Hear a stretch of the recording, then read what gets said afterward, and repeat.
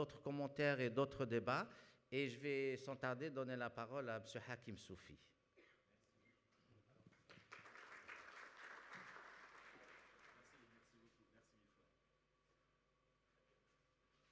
On a un petit problème de micro, mais qui va être réglé rapidement. On va lancer une présentation. D'abord, Bismillah ar-Rahman ar-Rahim, salatu wassalam ala ashraf al-mursalin. Merci beaucoup, merci à tous d'être là. C'est aujourd'hui un véritable bonheur que de vous retrouver. Je reconnais certains visages qui me sont familiers, des collègues, des amis. En tout cas, c'est une grande famille qui se réunit aujourd'hui autour des questions de digitalisation et de disruption. Parce qu'en fait, aujourd'hui, nous allons parler, effectivement, des compagnies d'assurance algériennes face au défi de la transformation numérique et de la disruption. Chaque mot est important. Chaque mot a un poids dans cette phrase. Et en fait, vous remarquerez, je vais vous poser une question dès le départ, et si je pouvais avoir un micro qui me permettrait de... Ah voilà, ça marche. Parfait, merci beaucoup. Et qui me permettrait de passer en dessous de l'estrade, parce que ça va être très interactif. Je vous explique. Quel est le temps, d'après vous, quel est le temps d'adoption des technologies par les utilisateurs? C'est-à-dire, en combien de temps un certain matériel et certaines applications ont mis pour avoir 50 millions d'utilisateurs? Alors, écoutez bien, 50 millions d'utilisateurs. Alors, 38 années pour la télévision, 13 années pour la radio, 3 années pour l'utilisation d'Internet, 1 an pour l'utilisation de Facebook, pour avoir 50 millions d'utilisateurs, et 19 jours pour le jeu Pokémon Go. Et je sais que vous avez tous joué à ça.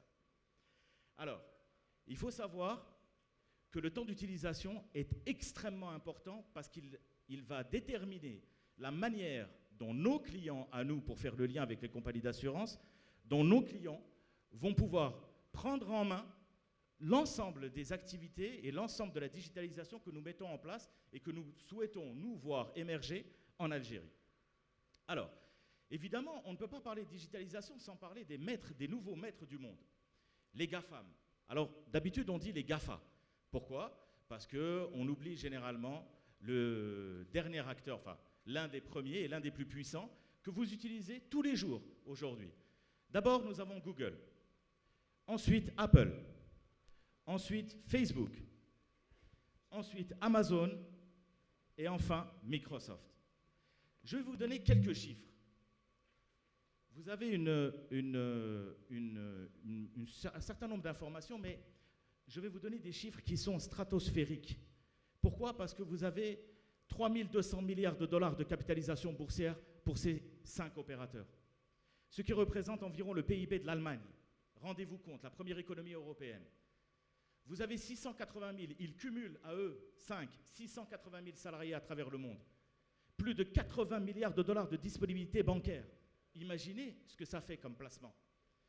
102 milliards de dollars de bénéfices nets sur le dernier exercice. Et évidemment, tout le monde parle des GAFAM. Tout le monde dit oui, on les connaît, mais il y a un autre bloc qui arrive et qui vient de Chine.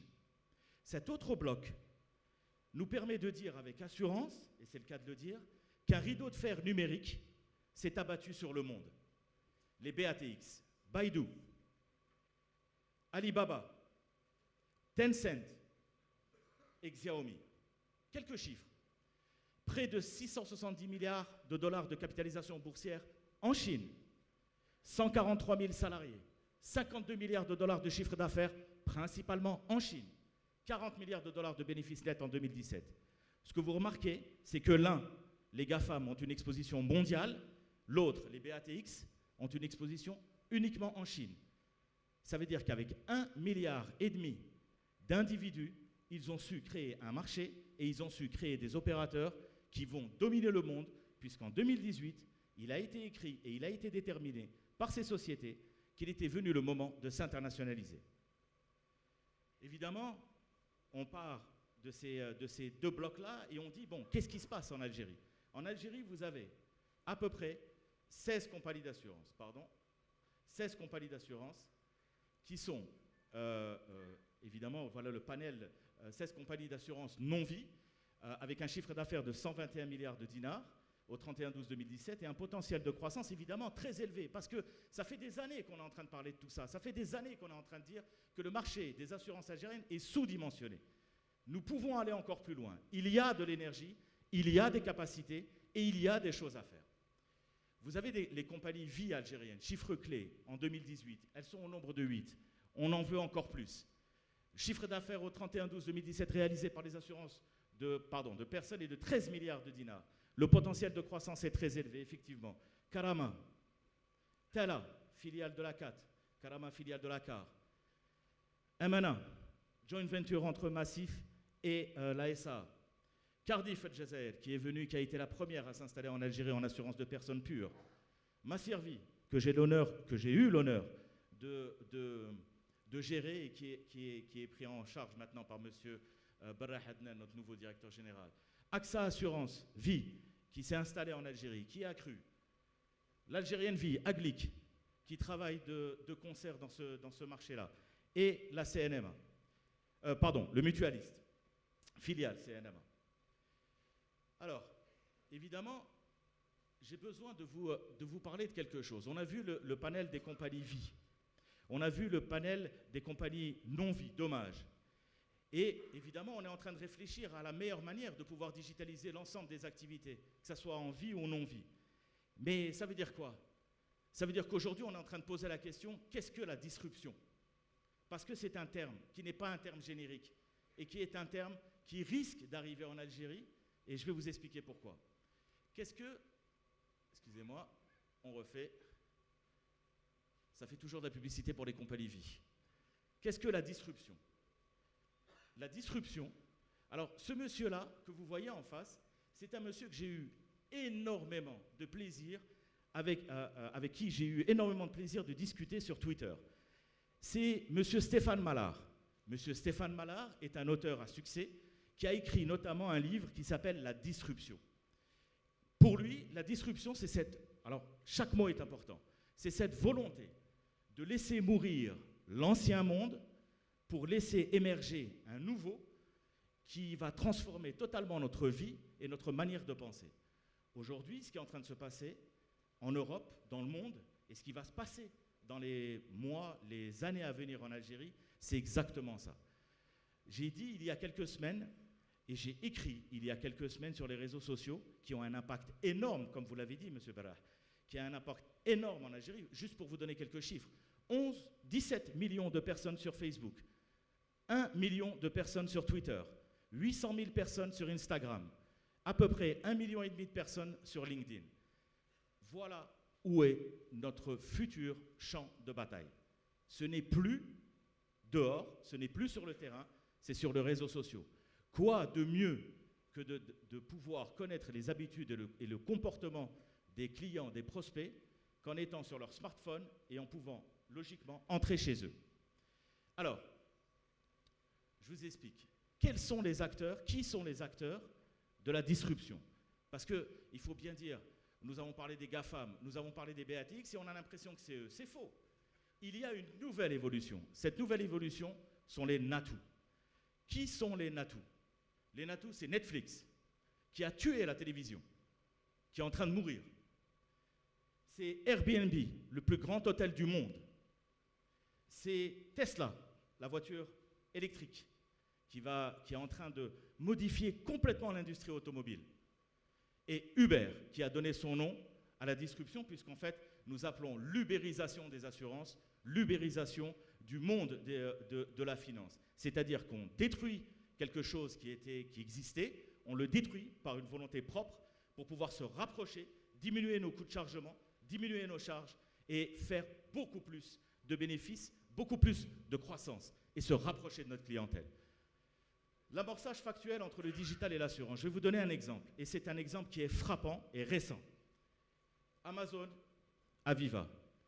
Le 26 octobre dernier, la compagnie d'assurance Aviva a signé un partenariat avec le géant du e-commerce mondial, américain, Amazon. Ainsi, les utilisateurs du système d'achat instantané d'Amazon vont pouvoir mettre un code, login, mot de passe, et pouvoir souscrire à leur assurance multirisque, habitation, automobile, etc., directement à travers ce mode de paiement. C'est-à-dire que nous avons dématérialisé aujourd'hui la faculté des clients de payer directement à travers une plateforme, ce qui est exceptionnel. À titre d'exemple, il faut savoir qu'à cause de cet accord le 26 octobre dernier, il y a eu, cette annonce a fait l'effet d'une bombe, puisque la Fédération française des sociétés d'assurance s'est réunie pour dire qu'il y a une véritable apparition d'un danger pour les compagnies d'assurance au jour d'aujourd'hui. Ça veut dire au moment où je vous parle, nous sommes en train d'assister à quelque chose d'exceptionnel, puisque aujourd'hui, les compagnies d'assurance dans leur format actuel, dans leur format opérationnel actuel, sont appelées d'ici 5 ans à disparaître. Ça, c'est de 1, dans leur dispositif actuel. De 2, il faut savoir qu'aujourd'hui, si nous n'identifions pas les partenaires avec lesquels nous allons pouvoir évoluer et aller vers cette digitalisation, vers cette véritable disruption pour notre société, nous allons nous retrouver dans une situation où nous allons avoir des opérateurs qui vont nous dépasser du jour au lendemain. Dernière chose, ce qu'il faut savoir, c'est que le fait que Aviva et Amazon s'associent, cela signifie que ce type d'opération, ce type de partenariat, ce type de paiement, cette nouvelle procédure de souscription est désormais aux portes d'Alger. Nous ne sommes plus dans une ère où on va se dire « oui, ça n'arrivera pas en Algérie ». Non, ça risque d'arriver en Algérie et ça va arriver en Algérie parce que ces gens-là ne sont pas en train de s'amuser. Ces gens-là ont une dimension mondiale, ces gens-là ont un intérêt mondial et ces gens-là sont les nouveaux maîtres du monde. Il faut qu'on puisse mettre en place une plateforme, il faut qu'on puisse lier les compagnies d'assurance à ce type de société, qu'elles soient locales ou internationales. Alors, maintenant, je vais vous donner un exemple, je vous ai parlé d'un exemple de partenariat. C'est soft, c'est bon, ça ne perturbe pas, ça révolutionne, mais ça ne perturbe pas. Par contre, je vais vous donner un exemple aujourd'hui de quelque chose qui est disruptif et qui risque de faire très mal au monde entier. L'année dernière, en 2017, 3 opérateurs se sont associés. L'assureur Ping An, les opérateurs Tencent, en Chine, les opérateurs Tencent et Alibaba se sont associés et ont donné naissance à une insurtech, la première insurtech chinoise, qui s'appelle ZhongAn. ZhongAn, juste quelques chiffres, a fait en un an 8 milliards de contrats pour 500 millions de clients. Ça veut dire 12 fois, un peu plus de 12 fois que la population algérienne. En un an, avec dans son portefeuille 200 produits, et vaut aujourd'hui à la bourse de Hong Kong 10 milliards de dollars. En un an, mesdames et messieurs, en un an. ZhongAn et Ping An, qui se sont associés, enfin les 3 opérateurs se sont associés pour donner naissance à ZhongAn. Ça veut dire quoi? Ça veut dire qu'aujourd'hui, nous sommes dans une situation où ça fonctionne. Ce n'est plus théorique. Je ne veux pas appeler ça une menace, mais je veux frapper et éveiller les consciences. Nous sommes là aujourd'hui et l'AIM nous donne cette capacité de voir ce qui est en train de se passer dans le monde. Nous ne sommes pas ailleurs que dans le monde et le monde est en train de se transformer. Il faut aujourd'hui pousser à ce que les compagnies d'assurance se digitalisent parce qu'on est à la base de l'économie algérienne et nous sommes l'avenir de l'économie algérienne. Je me permettrai quelques recommandations. Il est non seulement grand temps, il est non seulement grand temps d'accélérer immédiatement la transformation, la négociation de notre virage numérique. Ça ne veut pas dire la transformation numérique, mesdames et messieurs. Nous devons dès maintenant considérer et s'obliger à mettre en place des structures, des plateformes, une architecture informatique qui va nous permettre d'aller de l'avant, qui va nous permettre de répondre à des notions de data mining, de digital marketing. Il y a beaucoup de choses qu'on peut faire. Et ce qui est fantastique, c'est que tout ce qui a été fait en Algérie peut évoluer. Et tout ce qui est il y a énormément de choses à faire en Algérie. C'est un marché qui est complètement vierge et c'est un marché qui est demandeur. Il faut mettre l'accent sur la vente online. Et là, je remercie aussi la présence du ministre des Finances qui donne l'accent. Pourquoi? Parce qu'aujourd'hui, lorsque vous mettez en place la vente online capable de soutenir l'effort de notre gouvernement pour rapatrier les sommes faramineuses qui se trouvent dans le secteur de l'informel. Aujourd'hui, sachons, et on va le comprendre, je vous donne un exemple, celui de ma service, c'est celui que je connais le mieux. Aujourd'hui, sur la simple garantie d'assurance voyage, nous faisons près de 1,9% de chiffre d'affaires sur le canal digital. Tout le monde nous donnait perdant. Tout le monde. Aujourd'hui, nous avons été capables, sur une seule ligne de garantie, en moins de 17 mois, d'avoir un chiffre d'affaires de près de 1,9% du chiffre d'affaires global que nous avons fait, avec 38% de visites uniques sur le site. Ça veut dire que les gens s'y intéressent. Ce n'est pas vrai. Les Algériens sont digitalisés, aiment le digital, veulent connaître, veulent évoluer. Ils ont voyagé partout dans le monde. Ils veulent vivre dans leur pays, ils veulent réussir dans le pays et ils veulent avoir les mêmes services qu'ils retrouvent à l'étranger. À nous de le leur apporter. Nous devons penser digitalisation comme levier de croissance externe en investissant dans l'open innovation et les startups. Monsieur Berah, vous en avez parlé. Aujourd'hui, le lien, effectivement, c'est les universités, mais c'est l'open innovation. L'open innovation, c'est les hackathons. C'est ce qui permet aux entreprises de pouvoir rencontrer des génies, des créatifs, des gens qui ont des idées et qui veulent les mettre en place, mais qui n'ont pas les financements. Nous devons unifier nos ERP en adoptant, alors nous, en tant que compagnie d'assurance, nous devons unifier nos ERP pour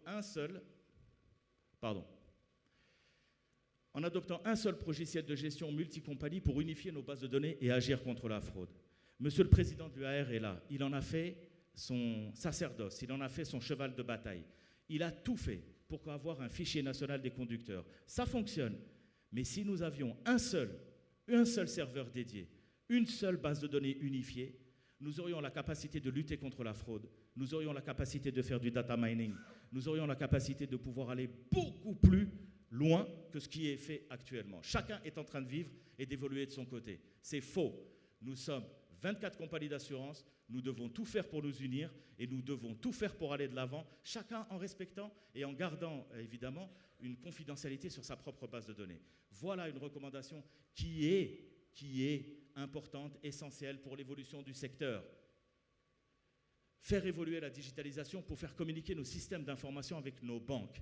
Si on a un système qui est parfaitement digitalisé, qui est parfaitement mis en place, où il y a une infrastructure, nous avons aussi un environnement. Cet environnement, c'est deux choses. 1, c'est nos banques. 2, c'est nos clients. 3, c'est nos agences. Les banques, pour remonter de la prime, on arrête le système des CADER. On fait remonter de la prime immédiatement, chaque jour, pour avoir des liquidités, pour pouvoir placer, pour pouvoir aider notre gouvernement dans son effort de récupération de sous, d'argent, de monnaie, de chiffre d'affaires. Nous devons générer un écosystème qui doit répondre tant aux besoins de notre clientèle qu'aux besoins de la remontée de primes. Pourquoi les besoins de la clientèle? Parce que le client ne cherche pas ailleurs lorsqu'il se sent bien dans un écosystème. Notre client doit être dans un système tellement agréable qu'il se dise « je n'ai pas besoin d'aller ailleurs ». Et tout dépend de la manière dont vous allez le mettre, cet écosystème. Regardez Apple aujourd'hui. Apple, c'est très simple, c'est du marketing. Ils font 1, 2, 3 innovations sur un produit qu'ils ont déjà et ça fonctionne. C'est des milliards de dollars. Je vous rappelle que Apple a été la première compagnie à faire 1000 milliards de dollars de capitalisation boursière, suivi en cela par Amazon. 1000 milliards. On est bien loin de ces chiffres. Mais on peut faire des chiffres aussi stratosphériques en Algérie. On peut le faire. Évidemment, je ne peux pas terminer sans citer cette phrase que j'ai trouvée fantastique. Dans le Nouveau Monde, ce n'est pas le plus gros poisson qui mange le petit, ça c'était avant, c'est le plus rapide qui mange le plus lent. Le problème, c'est que nous avons des organisations qui sont trop grosses, nous avons des organisations qui se reposent sur leur laurier. Je parle de ça à travers le monde. Toutes ces sociétés, je vous donne un exemple, Kodak, croyaient que c'était fini, que les gens, même avec les smartphones, la pub disait « Ramenez-nous votre clé USB et nous vous imprimerons vos photos ».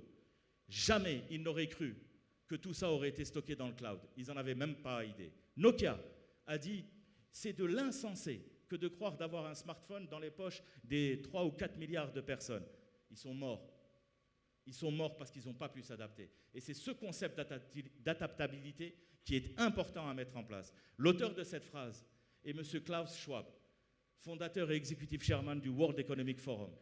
C'est la vision d'un homme qui analyse les évolutions technologiques, financières, sociales à travers le monde. C'est donc quelqu'un avec qui on doit, c'est quelqu'un que nous devons écouter, et c'est quelqu'un qui a évidemment une vision très large. En tout cas, merci pour votre aimable attention, et je vous remercie de m'avoir écouté.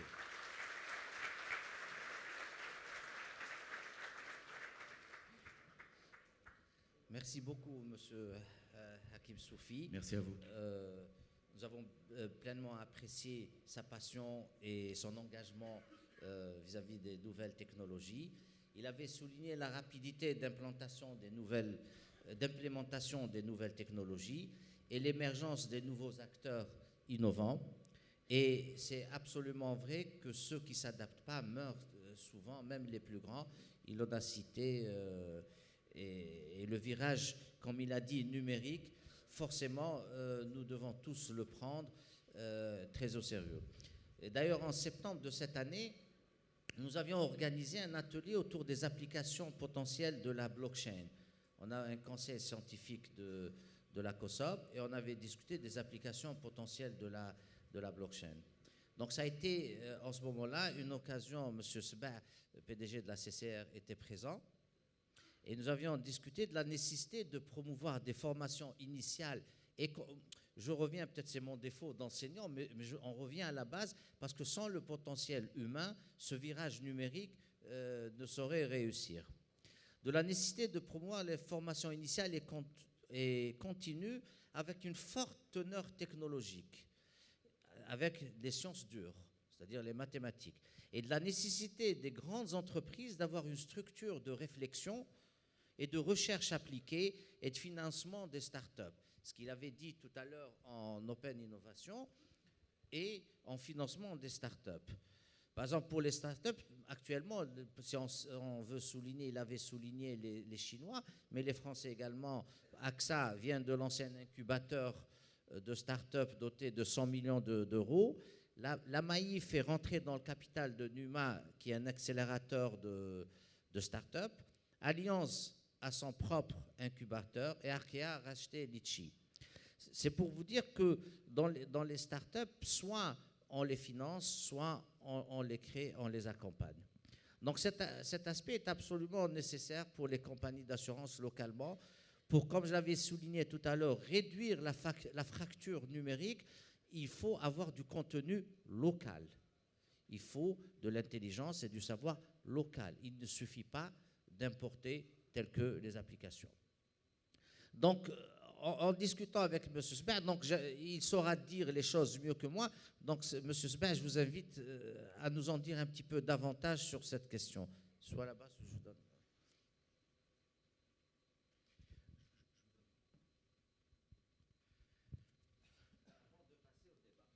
D'accord. Merci, M. Brah, merci, M. Hakim Soufi, pour vos interventions combien actuelles. J'ai beaucoup apprécié les références que M. Soufi avait faites à la domination excessive aujourd'hui des sociétés digitales sur le monde économique et qui sont en train de se développer de manière à envahir, entre guillemets, envahir tous les secteurs d'activité. Et je pense que les assurances ne sont pas du reste, malheureusement. Et cela souligne peut-être, entre guillemets, les menaces qui se profilent pour toutes les compagnies d'assurance dites classiques, qui sont les nôtres, de réassurance aussi, et se poser la question pour combien de temps nous allons résister à cette vague digitale. Et la question peut-être, c'est est-ce que le mot résistance est le bon mot, ou plutôt le mot gestion et activité et réactivité n'est pas peut-être préférable.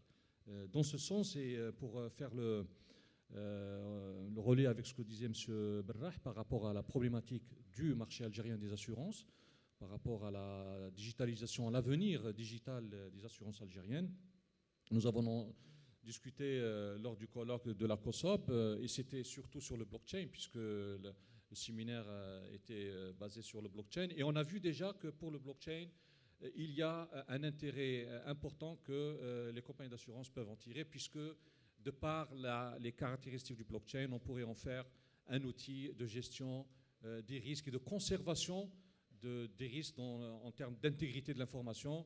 Et nous savons que sur le marché algérien, la problématique de la conservation de l'information en matière de risque, en matière d'assuré, en matière de branche, se pose de manière cruciale. La question que M. Soufi avait posée, sur laquelle je voulais revenir, qui fait le lien aussi avec ce que disait M. Soufi, c'est comment passer le virage numérique. Comment établir cette passerelle qui va nous faire passer d'un monde classique de l'assurance vers un monde digital. Est-ce que nous avons les outils nécessaires? Est-ce que nous avons les ressources humaines nécessaires? Est-ce que nous avons les connaissances nécessaires? Je pense que nous pouvons répondre à cette question qu'en voyant ce que les autres ont fait, ce que le monde de l'assurance est en train de bouger. Dans quel sens? Puisque, et ça a été souligné, beaucoup de compagnies d'assurance sont en train de se mettre en lien d'affaires, de partenariat avec des sociétés spécialisées dans le monde digital, des startups, pour que celles-ci puissent intégrer les compagnies d'assurance anciennes existantes, qui ont plusieurs années d'existence, dans un monde nouveau qu'elles ne maîtrisent pas. Alors la question qui se pose, quels sont les outils, quels sont les prérequis nécessaires pour parler concrètement pour les compagnies d'assurance algériennes, et évidemment aussi la problématique se pose aussi pour toutes les compagnies d'assurance dans le monde, pour passer à l'autre côté de la barrière, qui est le côté digital, le monde digital, mais c'est un monde qui n'est pas en dehors de l'assurance, il faudrait qu'on dise le monde digital de l'assurance. Et dans ce sens, je pense qu'il y a deux éléments essentiels qui me viennent à l'esprit. Le premier, c'est celui de la formation de la ressource humaine, capable donc de gérer cette transition.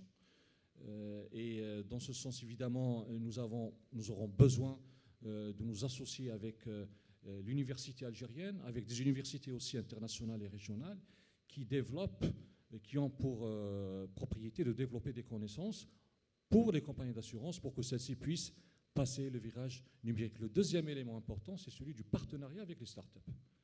Il se trouve que les startups aujourd'hui, algériennes ou autres, nous avons des incubateurs à Sidi Abdallah et à l'ouest et à l'est du pays, qui, à mon sens, n'attendent que de la part des acteurs économiques et financiers du pays un appui financier pour qu'elles puissent développer leurs idées.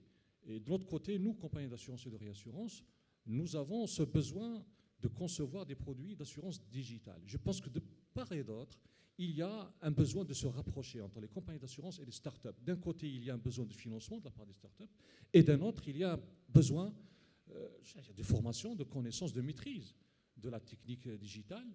Et cette passerelle qui doit, à mon sens, exister, conditionnera le succès, la réussite de notre passage au monde digital. Cela peut-être rappellerait, de notre part, en tant qu'assureur, j'en parle en tant que membre de l'UAR, mais la réflexion est déjà engagée au niveau de l'UAR, de savoir comment pourrait-on concevoir des formes concrètes d'association, de partenariat entre les compagnies d'assurance et les startups pour aider les compagnies d'assurance, pour permettre aux compagnies d'assurance d'être dans le monde digital qui progresse à grands pas. On a bien vu des sociétés internationales importantes comme Aviva a vu qu'elle a besoin d'une société comme Amazon pour être dans le monde digital. Une société aussi importante que la société d'assurance chinoise Ping An a vu qu'elle avait besoin de Tencent et de Alibaba pour être dans le monde digital. Et nous, on ne pourra pas faire exception. Nous aurons besoin des professionnels du monde digital pour être dans cette sphère de la digitalisation. Si on voudrait éviter qu'on soit, je reprends le terme de M. Hakim Soufi, qui est maintenant internationalisé, ubérisé. Voilà, merci. Alors, il y a un élément, Monsieur le Président, vous avez absolument raison, vous avez repris l'ensemble des vecteurs qui vont pouvoir nous amener au développement du digital. Il y a juste un élément que je voudrais préciser. Et là, je m'adresse à toute cette honorable assemblée. La première chose qu'il faut faire dans une entreprise, en tout cas pour les nôtres, c'est de tracer un cap. Tracer un cap, ça veut dire que le premier responsable de l'entreprise dit aujourd'hui, messieurs, mesdames et messieurs, nous devons nous digitaliser et nous devons mettre les moyens pour mettre en place cet écosystème, c'est-à-dire cette infrastructure, cette architecture informatique. Donc lorsque le premier responsable le dit et l'applique, il y a là un effet d'entraînement. Deuxièmement, il y a l'architecture informatique. Ça veut dire qu'il faut arrêter de penser qu'acheter des serveurs et un certain nombre de softs, etc., c'est une dépense. Non, c'est un investissement qui rentre dans le haut de l'actif, dans l'actif de la société. Ça veut dire que c'est quelque chose qui va nous enrichir. De 3, il faut accompagner le changement par la formation, comme vous l'avez dit, Monsieur le Président, par la formation au sein même de l'entreprise. 4, l'open innovation. À partir du moment que vous avez des données quantifiées, à partir du moment que vous avez des bases de données qualifiées, à partir du moment que tout est précis, après, ce n'est plus que le déploiement d'un certain nombre de procédures comme un CRM, Customer Relationship Manager, qui va pouvoir fidéliser la clientèle, qui va pouvoir se rapprocher de la clientèle, qui va pouvoir le rappeler à notre bon souvenir. Donc, derrière, ce qu'il faut faire, c'est qu'aujourd'hui, nous devons lancer le process par les premiers responsables et, in fine, voir dans quelle mesure nous pouvons soit entrer en capital dans les sociétés, les startups, soit faire de l'open innovation, soit faire des hackathons, mais en tout cas, rapprocher les deux mondes. Ces deux mondes sont extrêmement importants pour la survie de nos sociétés. Et derrière, évidemment, communiquer. Derrière, évidemment, si nous ne communiquons pas, nous sommes dans une ère d'information. Nous sommes obligés de nourrir notre clientèle en information. Et ça passe par une communication, une stratégie de communication, et notamment digitale. Merci, Monsieur Soufi. Donc, c'est très... je suis d'accord. Je peux me permettre une chose par rapport à ce que vous avez dit, M. Barrah. Il y a aussi, on a parlé de blockchain, on a parlé d'IoT, on a parlé d'intelligence artificielle. Il y a une chose que vous devez savoir, et c'est extrêmement important, ça n'arrivera pas tant que la 5G ne sera pas déployée. La 5G est en train de se déployer dans les capitales européennes. Et je tiens à vous prévenir une chose, la 5G n'est pas un upgrade de la 4G. La 5G est une rupture avec ce qui est en train d'être fait. Et c'est elle qui va porter les IoT. C'est juste sublime ce qui va se passer dans ce nouveau monde. Pardon. Tout à fait. La 5G est 1000 fois plus puissante que la 4G. 1000 fois. Donc nous, on n'est même pas à la 4G. De toute façon... On y est. Non, on y est. Mais testez votre smartphone. Donc je voulais juste rejaillir sur... Parce que je l'avais cité brièvement, le partenariat Amazon-Aviva, c'est que vous allez voir, dans une année ou deux, Amazon va acheter Aviva. Je peux donner une information ? Est-ce que vous êtes au courant, mesdames et messieurs, que Amazon a demandé sa licence d'assurance en Inde et l'a obtenue il y a 1 mois ? Ça veut dire qu'ils sont dans le secteur des assurances et ils arrivent. Oui. Donc, ils vont arriver. Et pourquoi ? Parce que, comme on l'avait cité tout à l'heure, c'est eux qui ont la donnée. Ensuite, il y a une donnée complémentaire chez les assurances, mais la donnée comportementale et la détection des signaux faibles, elle est chez les GAFA. Donc, juste pour rebondir sur ce qu'avait dit M. Sber, à l'issue de ce séminaire, nous avons créé un groupe de réflexion informelle, donc composé de l'université de Bebzouar, l'Institut de maths de l'université de Bebzouar, parce que ça se passe là-bas, de la COSOP, et de l'Institut Louis Bachelier. Alors l'Institut Louis Bachelier, c'est l'institut spécialisé en France, c'est le pôle d'excellence Louis Bachelier, parce que Louis Bachelier est un très grand mathématicien. Donc ça c'est l'Institut Louis Bachelier. Donc c'est lui qui gère les transitions en France, toutes les transitions climatiques, digitales, etc., pour nous aider à réfléchir à cette transition. Donc il y a ce groupe informel qui réfléchit. Et donc, de manière très concrète, ce serait bien que les assureurs, l'UAR notamment, rejoignent le groupe pour réfléchir, pour travailler à ce virage numérique. Donc, pourquoi on l'a fait informel? Pour qu'il y ait les bonnes volontés, que ce ne soit pas une structure, etc. Lourde, parce que dans le digital, c'est tout sauf la lourdeur. Donc, je m'arrête là pour donner la parole à la salle s'il y a des questions, des commentaires, des remarques ou des compléments. Allez, Monsieur Khlifati.